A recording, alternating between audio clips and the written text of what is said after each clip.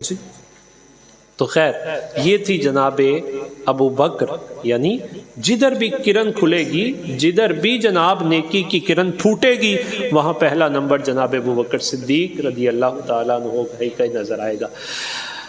اچھا وہ واقعہ بھی یقیناً آپ کو یاد آ رہا ہوگا کہ جناب ابو بکر صدیق رضی اللہ تعالیٰ عنہ ایک موقع ایسا بھی آیا کہ جناب عمر رضی اللہ تعالیٰ عنہ جو یہ فرمایا کرتے تھے ابو بکر سیدنا و خیرنا و احبنا الی رسول اللہ صلی اللہ علیہ وسلم، کہ ہم میں جناب ابو بکر ہمارے سردار بھی ہیں، ہم میں سب سے اعلیٰ بھی ہیں، اور نبی علیہ الصلوۃ والسلام کے قریب محبت کے اعتبار سے بھی سب سے زیادہ جناب ابو بکر صدیق رضی اللہ تعالیٰ، یہ جناب عمر رضی اللہ تعالیٰ عنہ، جناب عمر ہی اس کے راوی ہیں کہ ایک دن میرے یہ جاننے کے باوجود میرے دل میں خیال آ گیا، اور یہ حدیث پاک پڑھنے سے پہلے یہ بات ذہن نشین رہنی چاہیے کہ وہ وہاں کوئی رکاوٹیں نہیں تھیں، وہاں فاستبقوا الخیرات کا مصداق بننے کے لیے اپنے آپ کو پیش کیا جاتا تھا، کمپٹیشن ہوتا تھا نیکی میں نیکی میں آگے بڑھنا چاہتا ہوں۔ رکابت، بالکل رکابت کا تو وہاں تصور ہی نہیں کیا جا سکتا یار، جن کے دلوں کا تزکیہ رسول اللہ صلی اللہ علیہ وسلم نے فرمایا ہو وہاں رکابت رہ کیسے سکتی ہے؟ نبی پاک صلی اللہ علیہ وسلم نے ان کا تزکیہ کیا ہوا ہے، وہ تو ایک دوسرے سے انتہا کی محبت کرنے والے ہیں۔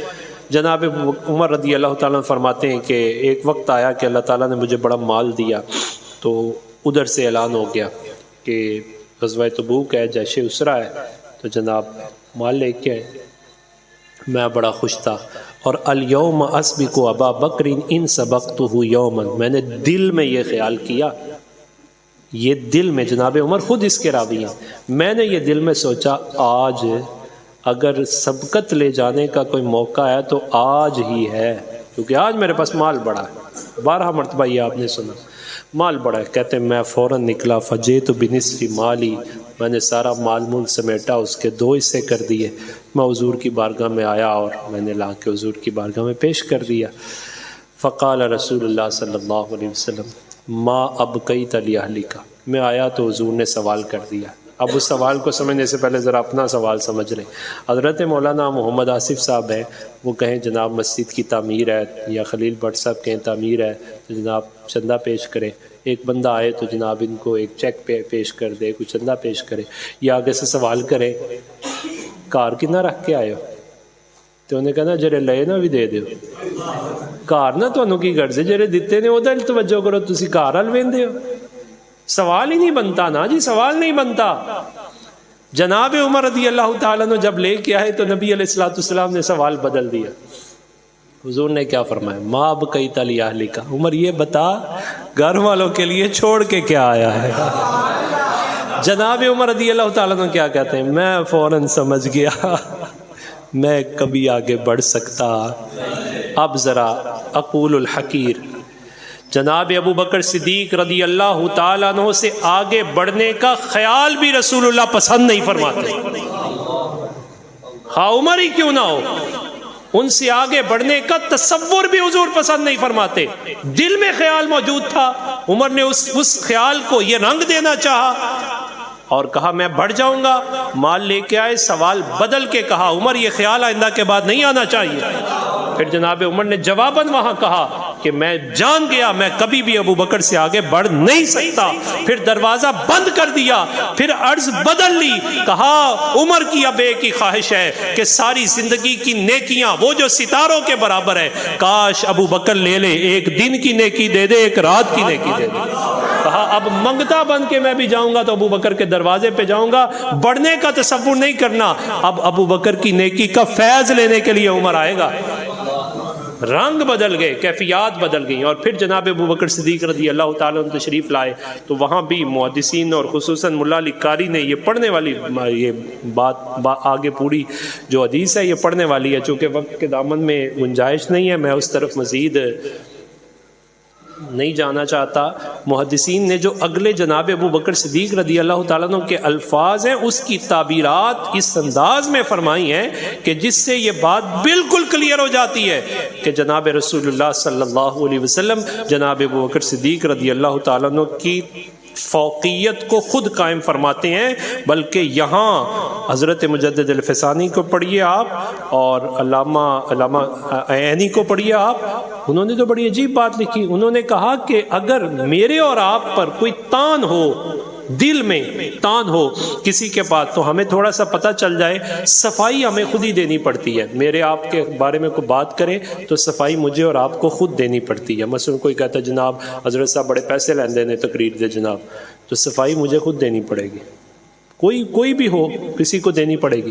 کہا صوفیاء فرماتے ہیں، اور یہ ائمہ جو میں نے ذکر کیا یہ کہتے ہیں ذات رسالت کی شان نرالی ہے، جدا گانہ ہے.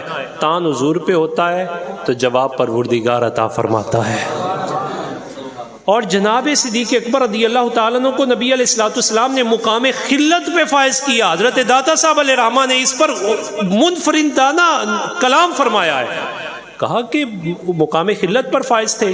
یہی وجہ ہے کہ اگر کوئی تان جناب ابو بکر پہ کرتا تو پھر بھی جواب اللہ تعالیٰ خود ارشاد فرماتا تھا. جب جناب بلال رضی اللہ تعالیٰ عنہ کی خریداری کا وقت آیا تو خرید لیا. جناب عمر ساری زندگی کہا کرتے تھے آتا کا سیدنا سیدنا، ہمارے سردار نے سردار کو ہی آزاد کیا ہے، ہمارے سردار نے سردار کو ہی آزاد کیا ہے. کرنے والا بھی آزاد، ہونے والا سردار، اور ہونے والا بھی سردار جناب ابو بکر صدیق رضی اللہ تعالیٰ عنہ. تو جناب عمر رضی اللہ، یہ جناب ابو بکر صدیق رضی اللہ تعالیٰ عنہ کی کیفیات دیکھیں کہ جب ان پر تان ہوا جناب بلال کو آزاد کر دیا. اور یہ بھی آپ نے 12 مرتبہ واقعہ سنا کہ وہ جو قیمت اور ریٹ لگ رہی تھی وہ کیفیات بھی مختلف ہیں، زیادہ دے دیا اور بہت زیادہ دے دیا. تو لوگوں نے کہا لگتا ہے ابو بلال کا کوئی احسان ہے، اور ڈاڈا ہی احسان لگتا ہے. اس طرح کی باتیں کر دی. اللہ تعالیٰ نے اس تان کا جواب خود ارشاد فرمایا، وَسَيُجَنَّبُهَا الْأَتْقَى الَّذِي يُؤْتِي مَالَهُ يَتَزَكَّى.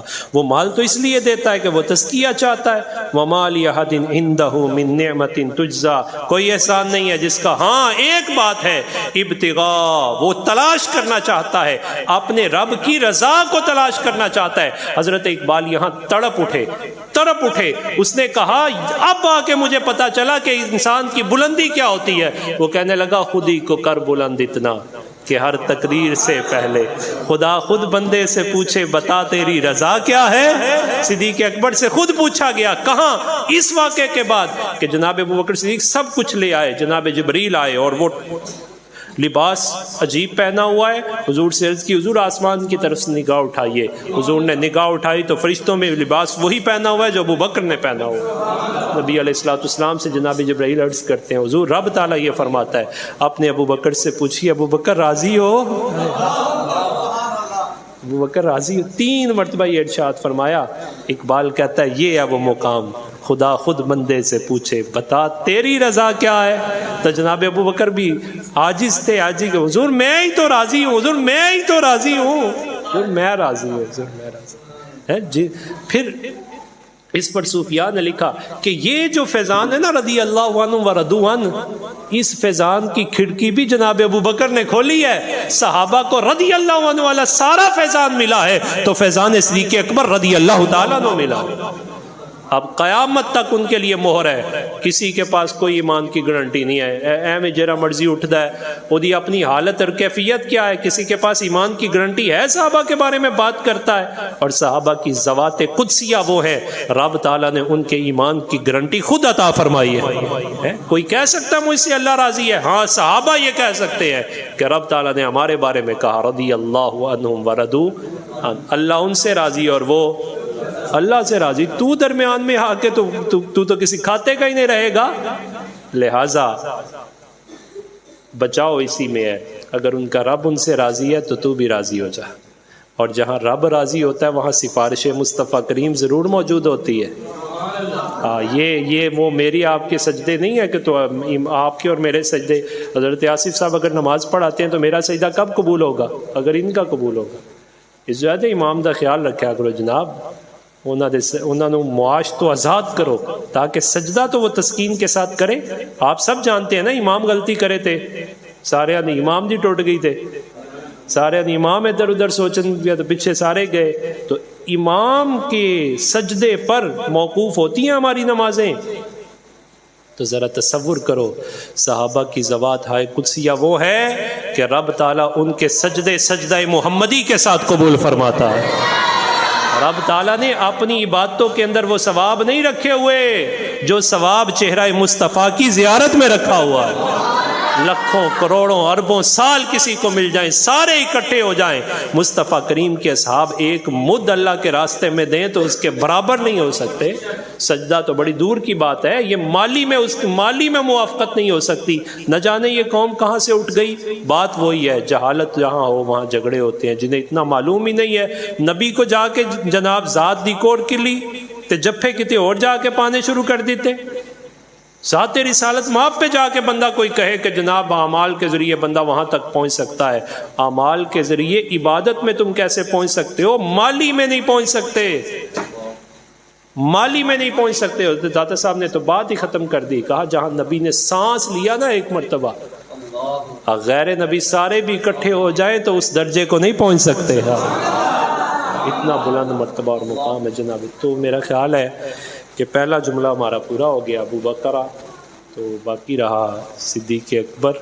صدیق اور صدیق اکبر یار زندہ تھے، صحبت باقی۔ اقبال کی بات پہ بات ختم کرتے ہیں، پروانے کو شمع اور بلبل کو پھول بس صدیق کے لیے۔